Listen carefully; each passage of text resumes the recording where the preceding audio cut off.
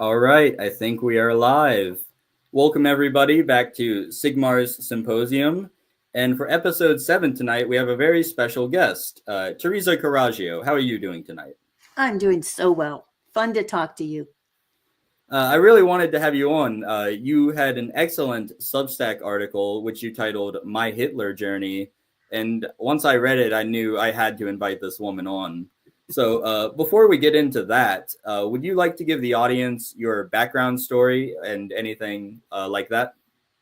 Yes. So the way I term myself is just a housewife, is that I have been someone who just was saying, I want to understand this. I want to understand what's really happening in the world and use the time that I've been given in order to delve into the research. And I think that 9/11 was a splash of cold water in the face for me, like it was for so many people.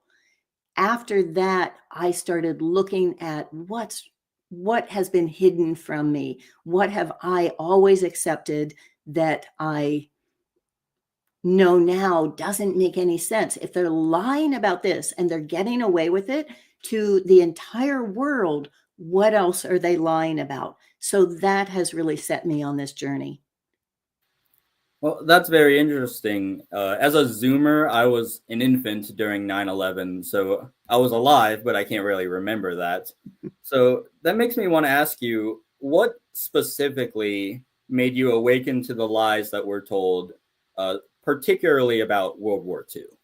Right. So where my Hitler journey started was 2 years ago when there was an interview that a fellow Substacker named Margaret Anna Alice did of C.J. Hopkins. And he's written a book called The New Normal Reich. In that, he, like so many others, are saying, oh, these people who are just following along like sheep, they're just like the Germans. They're just like the Nazis. And he lives in Germany, and he had embedded a screenshot of a swastika in there and got in a lot of trouble for that. So I responded to that and I said, do we really know what the original Reich was? If you're saying this is the new normal Reich, what was the original, and has it been what we were told it was? My focus is on economics. So I will put up my book, which is How to Dismantle an Empire. And that is a history of sovereign economics.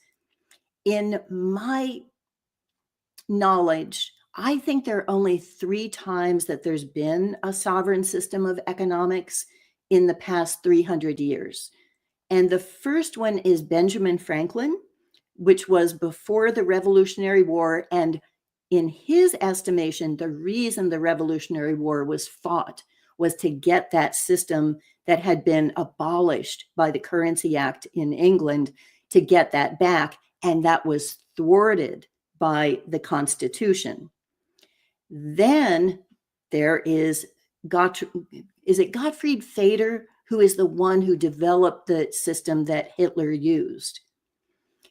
And so that, of course, was catapulted by World War II. And then I'd say the third one is Gaddafi and Libya. And we all know how that ended. So I started looking at how did Hitler go from the kinds of reparations that we knew were crippling, were devastating to Germany, and the Weimar hyperinflation, and go from that before the invasion of Poland, before any kind of taking over of any other territory. And how did he restore the entire economy? What was that really about? And so that's the question that was the first string that I started pulling on. And that just kept leading from one to another until the entire thing unraveled. And it's hard to remember even how little I knew about the real story of the world wars going back 2 years ago, because every time I asked another question, it was like holding out my hand and having the answer just drop into it. That's very interesting, actually. I remember when I was in high school, we were learning about World War II. I was not politically awake at the time, but I did ask my teacher, how did Germany go from burning money during the Weimar era to just stay warm to building this army that was able to conquer all of Europe? And he didn't have an answer for it. He just said, oh, they took the money from these poor Jews in Poland and Czechoslovakia. But he totally did not mention that Hitler got rid of interest, which I think definitely played a large role in that, and interest is evil. But would you like to go into how did Germany turn its economic woes around under the Third Reich? Right. So the Fader bills, the system that they used was one in which, one, you're absolutely right, they kicked out the bankers, which would have been Rothschild. So I think in order to understand World War II, you have to start with World War I. And in World War I, there was no public funding for Germany to go into that war. That war was entirely funded by the bankers. The bankers gave loans to send Germany into that war. There was no public buy-in to it. And so with World War I, when Germany essentially had won it, when it was still the Great War, and Germany had essentially won it, France was down to like 2 weeks left of food. England was completely at a loss. And what Germany offered was peace with no reparations. So essentially they said, look, we won. There's been no invasion at all of Germany. And what we're going to say is, let's just go back to the way things were at the beginning. We're not going to take anything from you. It was an incredibly good deal. And the people of England and France all were in favor of that.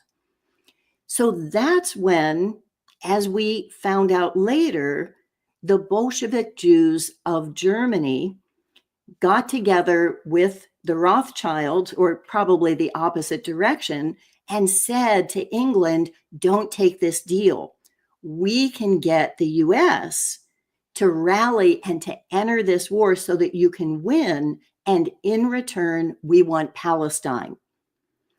So that was what happened. The US entered the war, and of course, Germany lost and was humiliated and didn't even know that this deal had been cut until, I think it was the Paris Accords, when they walked in with the Balfour Declaration and said, here's what we did, and now you owe us Palestine. And that was when they knew that they had been betrayed. And all of this is from Benjamin Friedman's 1961 speech that he gave, which I think is the best summary ever of what really happened during those wars. So at that time, Germany knew that it had been completely betrayed from within, that there was this treason, and then they were punished with these terrible, terrible reparations. And at that time, I think in those years, I know that Jews were less than 1% of the population of Germany, but that they owned collectively 30% more than the other 99% combined. So there was a fire sale in which this hyperinflation meant that people were selling properties for pennies on the dollar, and those were being scooped in. And I don't actually like using the word Jew because I think that it is a trick. The word Jew wasn't even coined until the 18th century.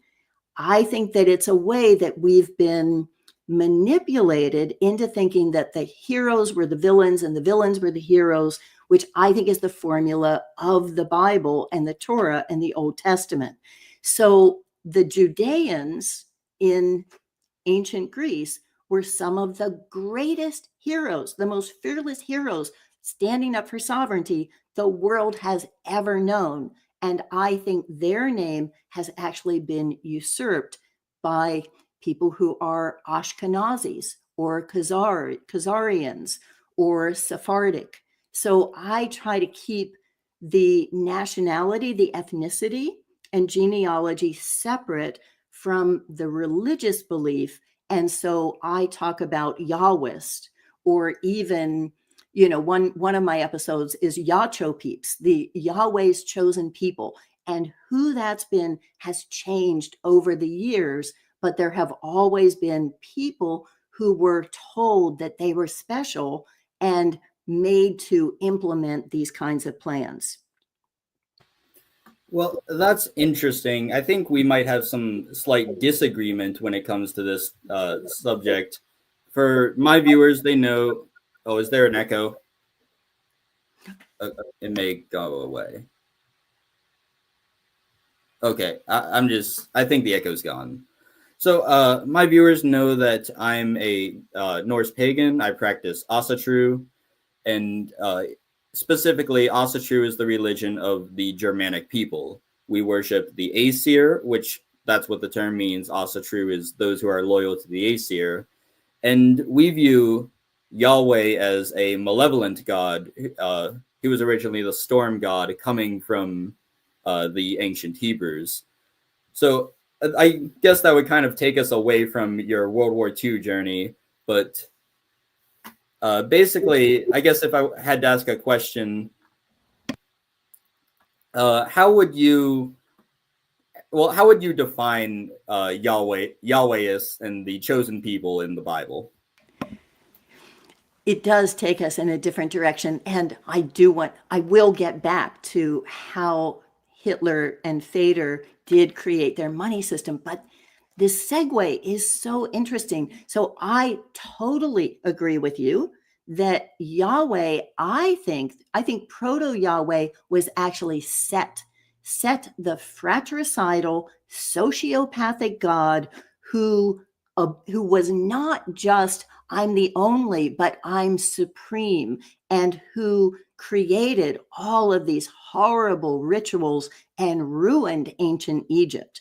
So yes, we are in full agreement that Yahweh is a sociopath, and that is evident throughout the Torah, that there is an ideology in which God requires genocide, that God looks at all kinds of things as being ethical, everything except marrying in with the people who you don't want to be assimilated. God does not want you to marry a Canaanite, but if you rape your sister, your daughter-in-law, possibly your grandson, all of that's fine with Yahweh, but do not intermarry with the Canaanites.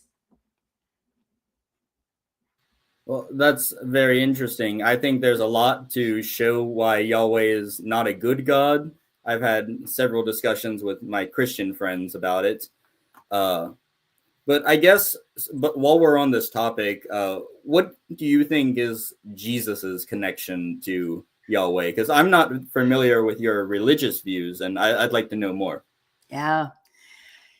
So I have some episodes, one called Jesus is the OG PSYOPs, the original gangster PSYOPs. And I show how the story of Jesus actually subverted what was, I think, the true religion of the Judeans that enabled them to kick out the Roman Empire, that everything again has been inverted. And a way to be able to recognize that, I have another episode called Jesus, Rebel or Imperialist.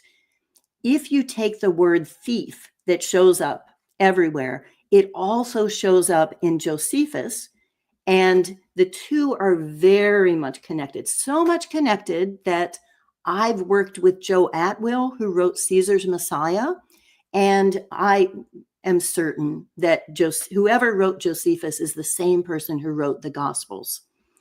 In that, the stories have been twisted so that the word thief actually translates to rebel. So you have Jesus being crucified, and you have the good thief on one side who says, yeah, we deserve what we get because we rebelled against Rome. But this guy, he's totally innocent. He never did anything. And then you have the bad thief saying, I did it and I do it again because all people deserve to be free. All throughout the gospel, there are things like give unto Caesar what is Caesar's. What coinage was and taxation was seen by the zealots as what was creating slavery. That because in the same way that it's always been, because of those taxes, they had to serve Caesar with their lives. So, and, then you have things like, go the extra mile, but they were required to carry things for the Romans. So if you see Jesus as, and again, I don't think this is a real person. I think this is a fictional character. And I have lots to show about that. But if you see him as talking to people who were the slaves and who at the time that the New Testament, the Gospels were written, which was 70 CE, that Judea had just been defeated and all of the people had been either murdered or enslaved or exiled. If you look at it in that context, you recognize that he is not a good guy. He is not someone who is actually for the people. He's for empire.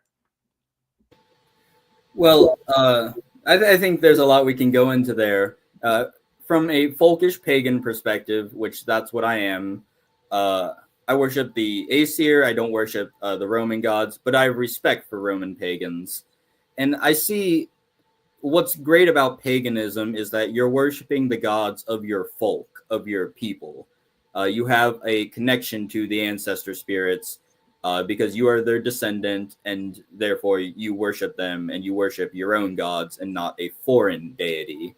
And I think Rome was great until it really accepted Christianity, not because Christianity was against empire, but because Christianity was foreign. It's not of Roman origin, and Constantine had no right to make it or to normalize it, and certainly Theodosius had no right to make it the state religion and ban paganism.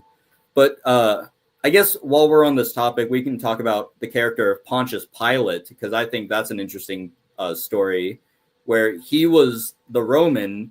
You said you don't think Jesus existed, but if we just listen to the story, Pilate didn't want to execute Jesus, and it was the Jews who were saying, crucify him, crucify him. And I think there's certainly some material there, but would you like to talk about any of that or Pontius Pilate specifically? Sure, yeah. Actually, I've researched Pontius Pilate. Pontius Pilate was such a ruthless proctorate that he was recalled by the Roman Empire. So, I mean, that takes a lot. You're torturing people, you're crucifying people, all that's fine with the Roman Empire, but Pontius Pilate was famous for executions with no trial, for a mass executions. So the way that he's presented in the Gospels of being this nice guy who's just, I want to be fair to you. He's the only person who Jesus respects. Jesus doesn't even respect his mother. He says things to his mother like, woman, this is not yet my time. But and he says to his disciples, kind of like, you idiots, can't you do anything without me? When he leaves for a while and they are not performing the miracles, he's if you go back to the original translations from the Greek, he is vicious, and he is always talking about the Jews. But we have to put that in context, because again, the word Jew did not exist. What that was the Judeans. And the Judeans at that time were the zealots. They were the ones who were standing up for their own people. They were fearless. They did not cave to the fact that that all this was going to be done to them. I think they actually knew something that we've lost. I think they knew perhaps that the world is not the way we think it is, that pain and death may not be what we think they are, that there are testaments from Josephus, who hated them, that children at Masada who were being burned alive laughed at their captors. So his explanation was that they were demon possessed. But if we don't accept that, then possibly there is more to reality than what we're assuming. And possibly pain and torture and violence is not the strongest force on earth. Well, I think we may have differing views on the Roman Empire. I'm probably a lot more of a fan of Rome than you would be. But let's jump off of what you said, how what we're told is not necessarily how the world is. And let's take this back to Hitler and how he created a new economy. So we're told that the Nazis rose to power because they just stole gold from these poor Jews, and that's the end of the story. They don't talk about how Germany was saddled with unfair reparations and obscene interest rates during the Weimar era. So what, besides getting rid of interest and kicking out the Rothschilds, was there anything else Hitler did to fix the German economy so that they could become a superpower? Absolutely. What Hitler's system was that money was spent by the government into existence. So money represented time. It represented an hour of work. And the government then created that money and used it to fund all of these projects, and then collected it back in taxes, and then spent it back into the economy again. So we have this idea that government issued money is the problem. But the problem is actually that governments these days have no right whatsoever to issue their own money. If they spend that money into existence, then that's sovereign money. That's not a debt to anyone else. It's similar to what I use, which is Benjamin Franklin's plan. Benjamin Franklin's plan had 80% that was spent into existence and 20% that was included in the mortgages. So essentially, every time you paid your mortgage, you were paying money that then was distributed to the community in terms of greater benefits. And he said that mortgages should be no more than 20% of the total base. And from right now, because of banker created money, that's actually 94% of all dollars are issued by mortgages through this double entry bookkeeping.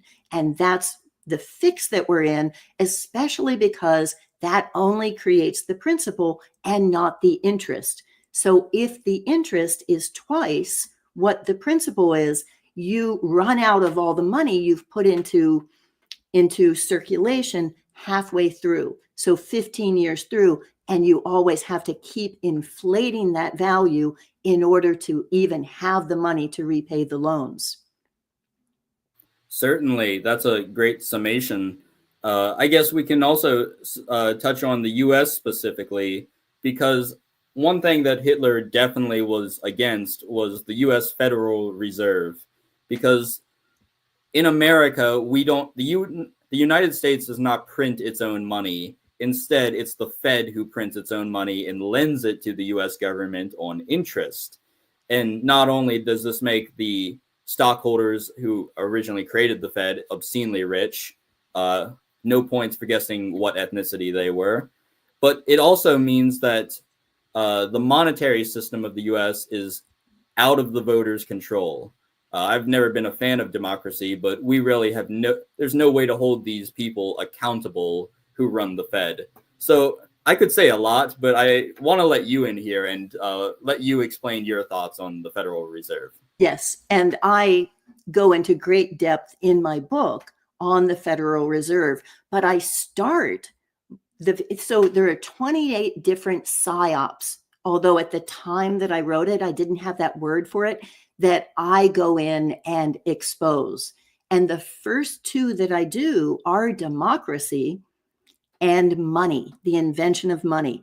So with democracy, what you were looking at was a revolt in which all the people were getting together, the colonized, the slaves, women, small landholders who were in debt to the oligarchs, and they were all going to take back the land. And they tricked them by putting in democracy, which was this hierarchy where if you contributed to the military using all the people who were working your land and creating this bushels of barley, then you could move up into that hierarchy and become one of the archons. So the word anarchy means technically without rulers, that an means without, and archons were the rulers. What democracy gave us was a way of voting in your favorite oligarch. And that, as we know, doesn't work.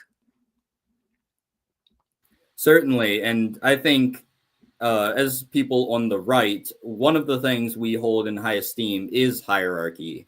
We're not like leftists. We don't believe in egalitarian ideas and the lie of equality. We believe in hierarchy. But if we want to go back to World War II, let's discuss how the German economic system was completely undone at the end of the war when Germany unfortunately lost and she was raped by the Allied powers. Right. Yes. So there's an active debate on my Substack about what Hitler's role really was. That we all know on my Substack that he's not the villain that he's been portrayed.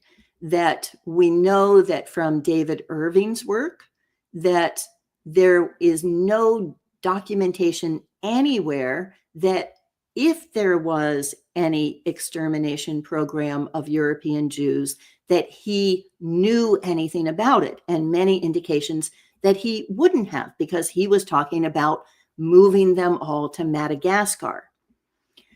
So the debate on my stack is between, was he someone who was a hero to the Germans and fair to the Europeans, say, in his dealings, or was he an agent of Rothschild? Was he someone who was secretly working for the city of London and the bankers, who was sent in to sabotage that economic system and to make sure that the military made so many mistakes that they would lose? So some people who present that point of view say no one in their right mind would invade Russia in the winter, that Dunkirk, that there was no reason that he shouldn't have taken Dunkirk, and that could have turned everything around, and that his way of, at the very end, destroying 70% of German industry on his way out, that seemed like that was along with things like the Morgenthau plan. And your viewers probably know that there ended up being, I think, 5.7 million Germans who were killed after the war, and then at least 10 million who were exiled and sent away from their lands. So the things that were done to the Germans after World War II were unconscionable. Certainly, and we'll discuss that next. For the record, I don't believe in the latter point of view. I think he was a hero for the German people, and there were simply military mistakes that were made, but he was not an agent of the Rothschilds. That seems like a psyop, in my opinion. But let's get into some of these unconscionable things that were done to the Germans. We obviously have the rape of Berlin, where every woman in the city, even younger than 18, was raped by the Ivans, led by the Bolshevik Jews.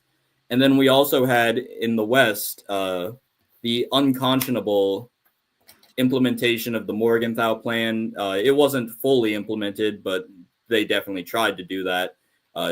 Like 9 million Germans were starved. And in the West, I think the greatest evil that was done to them was the indoctrination and the lies that have been put in place in German education to this day. So I know we're on YouTube and we have to couch our language, but what are there any other specific evils that you would like to bring up?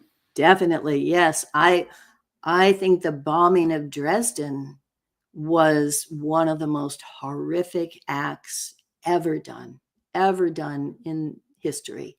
That I watched the film Firestorm, and you and I had talked earlier before we were on air about our common viewer who goes by Julius Schoolafish.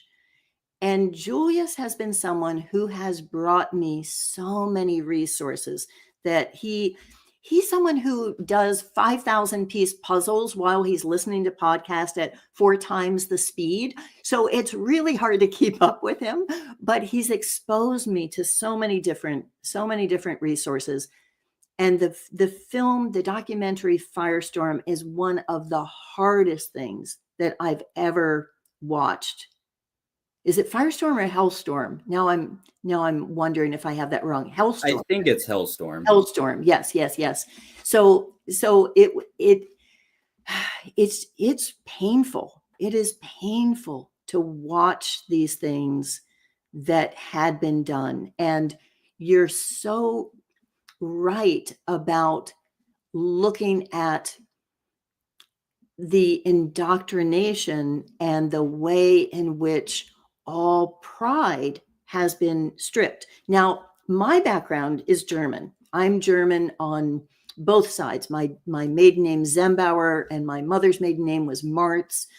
And if my dad had been born in Germany, there is a 93% chance that he would not have survived because of the year that he was born, that it was right in between, on that cusp between World War I and II, where no German men actually survived that.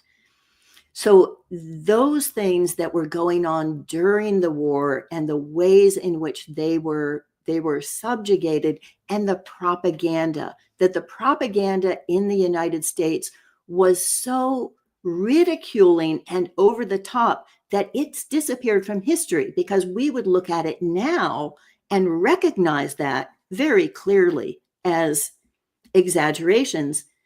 And they don't want that evidence of how we were tricked into thinking that the Germans were monsters, so that when the US went in after the war, Germans thought, well, German is one of the biggest populations in the United States. They thought, okay, now we're going to be safe. And that was absolutely not the case, because of the amount of propaganda they had been subjected to. It's really the greatest tragedy that's ever happened in human history, bar none. Just a disgustingly evil thing that has happened. I guess that would lead me to the next question, which is, we came to this conclusion because we didn't start out with this point of view. We had to learn it. We had to come into contact. Well, we were brainwashed just like everyone else, but then we had to learn the truth. But most people don't have the ability to think critically. And in light of this, how do you, Tereza, recommend that we go about undoing decades of propaganda and brainwashing? Yes. I'm going to interject one point that I just thought about from the last Go question, ahead. which is Churchill. I have another episode called Churchill's Atrocities, and that it was such a shock to me to realize that before Churchill, there was never bombing of civilian cities that were far from the front line. It was Churchill who initiated that, and he did it because enthusiasm in England was flagging for the war, and he wanted to make sure that Hitler bombed London in retaliation so that he could get more enthusiasm to continue the war. So I think that's another thing that is a lasting legacy of what was initiated during that war and made to be normalized. So back to critical thinking, that I have a number of episodes that are, one is called Have a Better Argument. And our recent one is called Why Argue? So, how to think systematically has been a major part of what I'm doing, because I'm trying to teach people how to think, and also how to think out loud, how to think with other people. What I start with is like the person you're arguing with, and that is a done deal, because there's just no point. There's no point in arguing with people who you don't like. You're not going to get anywhere. And so rehabilitating the word argument as a productive disagreement, something that's looking systematically at issues, and then state the question clearly and define the terms within the question, and then tell why it matters. If I look at this question of what really happened in the world wars, the reason it matters so much is because we're drawing all of our lessons from this concept that we have of the Nazis. And you and I know the National Socialists never called themselves Nazis. The word Nazi has much more in common with the word Ashkenazi. And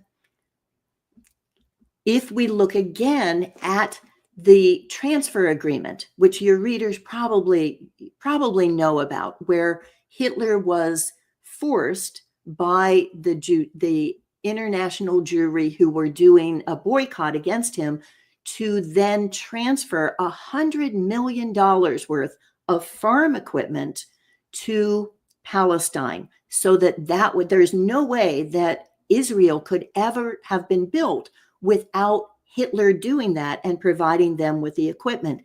In Israel, there are people who want to erect a statue to Hitler to thank him, because Israel would never have existed for that, and also to have transferred people. So there's one theory that what some of the camps were really a place to try to give the incentive and train German Jews to live in the desert, that they were used to this lush environment and they were wealthy. They did not want to go to Palestine. And because they had made this deal in World War I, in order to get this land, they needed to make use of it. They had to populate it. And to do that, they had to force people to say, okay, this is bad enough. I might as well go to Palestine. So that's, again, one theory. And I think we need to be understanding the real lessons of the world wars by looking at the true history, because otherwise we're drawing exactly the wrong conclusions. Interesting. I wouldn't buy into that theory. I think that would be an interesting discussion, but discussion for another time. So I guess that would bring me to the next question, which is, what are the best resources for people who want to uncover the truth about World War II, but they don't know where to start? And if I could give some books I'd recommend stuff like David Irving, but frankly, most people just don't have the attention span to read books. And that's where documentaries like Europa, The Last Battle, and The Greatest Story Never Told come in.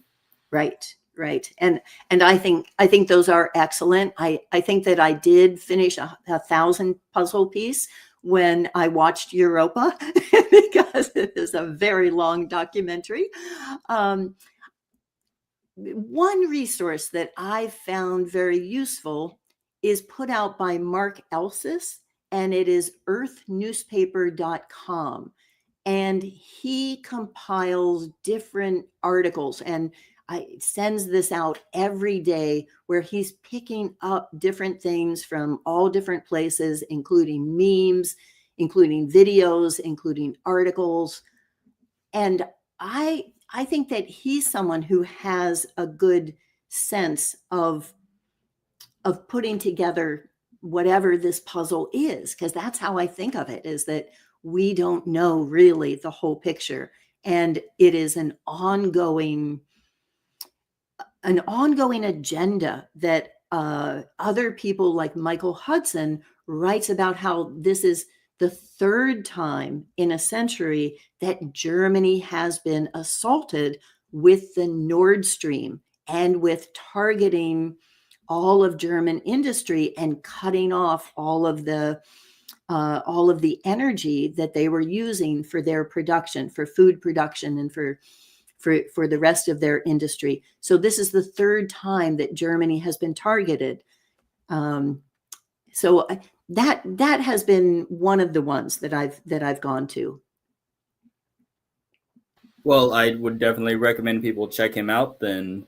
And I guess if we're going to talk about the false narrative of history, we have to talk about the boomer truth regime. This is a term coined by Academic Agent, but it's so poignant that I use it regularly. And essentially, what the boomer truth regime is it's this dominance of how liberal boomers saw the world post 1945 to this day. It basically makes Churchill into the ideal hero for Westerners, and Hitler is equated to Satan. Every conflict that occurs is somehow reduced down to World War II. If we want to use Iraq as an example, we were told we had to go into Iraq because they're against democracy and Hitler was against democracy. So really, you're fighting the Nazis. And just absurd, awful logic like this, it characterizes the boomer truth regime, this subversive worldview. So I think pushing back against the boomer truth worldview is one of our number one objectives. And we've made a lot of progress over the past 2 years. Certainly on Twitter, you would never see anyone questioning Churchill. But starting in the last year, a ton of people started pointing out how he was an evil man. So, Tereza, I've been talking for a while, but what would you say is the best way to push back specifically on this liberal narrative of history? Yeah, so I will be 68 next month, which I think puts me squarely as a boomer. You know, my parents met when my dad came back from World War II, and I see a lot of the people who are bringing out these truths as actually being of my generation. I personally find sometimes that it's much, much harder to get young people to even see it, because they're so much in the middle of trying to figure out how to make a living, how to make a life for themselves, being very dependent. Whereas I see my generation is now has moved into retirement, that they have more time to be able to look at what the reality is. So Julius, for instance, is someone who didn't see any of this until a few years ago. And once he did, he started delving in and exposing all of these lies. So I think it's coming out. I think it is coming out every time I turn around. I am shocked at the level of knowledge that is able to be things that I couldn't have said 5 years ago. And I think in some sense, the whole COVID con has been a real gift to us, because it did make so many people say, okay, if they were lying about this, what else are they lying about?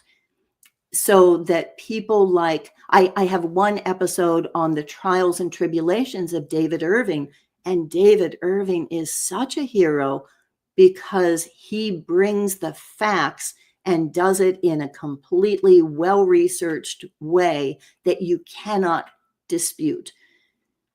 I think that it's happening, and I think it's actually happening very, very fast. And I think one of the main mechanisms that we're seeing this sort of revolution now is, frankly, the internet. And I know Twitter isn't a free speech platform as we want it, but it's certainly a lot more free than it was under Parag Agrawal and Yoel Roth.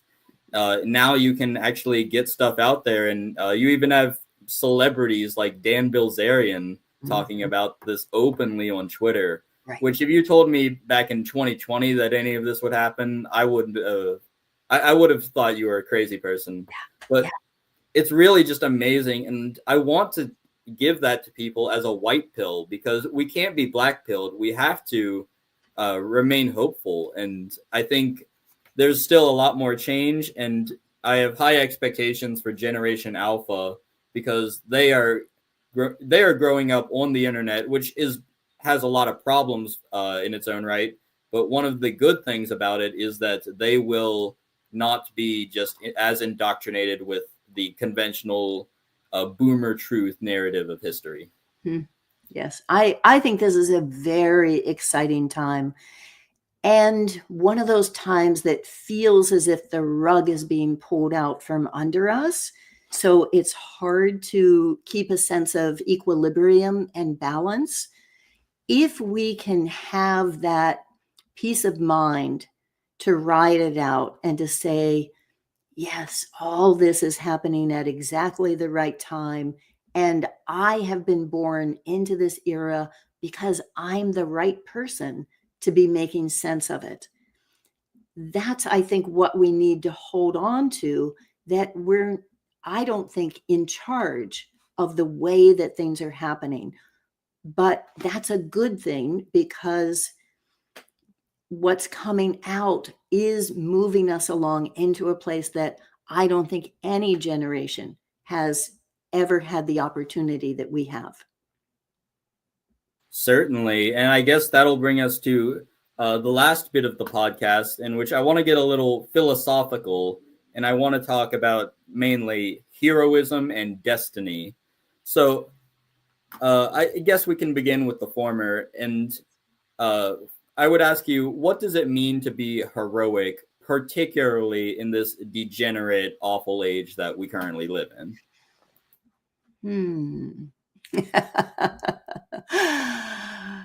Yeah. I am not certain that we even are individuals, to go really philosophical. That I think that it's possible that the world that we see is a projection of our one mind dreaming, as I call it. That we have creationism versus evolution, but there is a third paradigm, which is the name of my Substack and my YouTube. And that third paradigm is that maybe that doesn't exist. Maybe all the figures that we see are like Jung says about dreams, that they're all different projections of us. What I pay attention to in my life are what I call the miracles, the things that make you step back and say, what are the odds? There's just no way that that could have happened by chance. And every day there's at least one thing that stuns me with that realization. So I don't see anyone as a villain, nor do I see anyone as a hero. What I say is, had I been born in their place, there's no way I would have done any better. And maybe I would have done worse. And what I need to do is change the circumstances so that everyone has better choices. Well, that's an interesting perspective I've never heard before. I would disagree. I must say, I do think there are people who are villains. People like Greg Lansky and anyone who owns a pornography business. I would definitely call them a villain, regardless of their ethnicity. And I would say heroism. We all have this call to be heroic, which is to accept the difficulties of the time we are in and try to make the world as beautiful of a place as we can, despite all of the ugliness and awful degeneracy in our society. And I think danger is another inherent thing that a hero will have to overcome. Someone who climbs an anthill is not the same as someone who climbs a mountain to slay a dragon. So there will be danger for telling the truth, specifically about these myths surrounding World War II. You can certainly look at how they've treated people like David Irving, but we still have to do that because that is the heroic thing to do. And I think whether you succeed or fail, doing the heroic thing that you know is right should always be your primary objective. And I agree with that. I think that people are inherently good, and that when they behave badly, systems and stories are to blame. So my mission is to find out how false stories and bad systems, false systems, have tricked good people into doing bad things. That, and then to say, okay, how can we create the stories and the systems in order to enable all people to do good things? When I look at the world wars, that is a false story that has been propagated, and that story has tricked people. So I am happy that you are bringing this out and exposing that truth in a way that we can learn the real lessons from that. And I think one of the real lessons is that it is entirely possible for us to have an economic system that empowers all people and that doesn't require empire. We don't need colonies. What we need is control over our own labor, and that is something that we can all achieve. Certainly. And I think as a nationalist, I oppose imperialism like the British or French style imperialism on the grounds that every nation should be governed by its own people. One people shouldn't be ruling over another nation, and frankly, they shouldn't live in another nation's borders. But that's just my opinion. I guess the last topic I wanted to discuss with you was destiny, and I don't have a conclusive thought about this, but it seems to me that if someone believes in destiny, that also means they believe in determinism. Because if you have a destiny that's going to happen no matter what you do, that's, well, frankly, that's determinism. And so that poses an interesting question. Is fate immutable, or is it always in flux and your actions, your choice leads to a particular fate? I'm leaning more on the side of free will, but I always love to hear opposing answers. And I don't know what you think of this, so I'll Yeah. let you take it away and answer however you want. I've been thinking about this question since third grade. It's the first philosophical question that I ever remember pondering. I went to Catholic grade school, high school, and college. And in third grade, we had a priest, and he was talking about free will and predestination. And I said, well, wait a minute. How can those both be true at the same time? And what I came to is that we are all predestined to create this world into the best imaginable dream that you could have, and that will be the thing that allows us to be one step from heaven. And I mean that collectively, because I don't know that people are individuals. So I think it is not one without all, that we are all going to, that's what our destiny is. But we have free will to say, not yet. I'm not ready for that yet. I'm not ready to step into that truth. I'm not ready to examine what my role is. I'm not willing to let go of my level of iron control over what happens and say, there is a trust here, and I need to do my part. I need to follow with the way in which my life is nudging me, because it's putting me in the exact right place to be able to fulfill the role that I was born to fulfill. Well, that's a very interesting perspective, and I'll keep that into account. I don't have a conclusive answer on this, but it's just such an entertaining question that I've been thinking about it a lot. So, Tereza, this has been a great conversation, and I want to give you now a chance to bring up any topic that you feel was missing, or that any topic really that you'd like to bring up before the show's end. Yes. Well, there are many ideas for what I think that we have in common.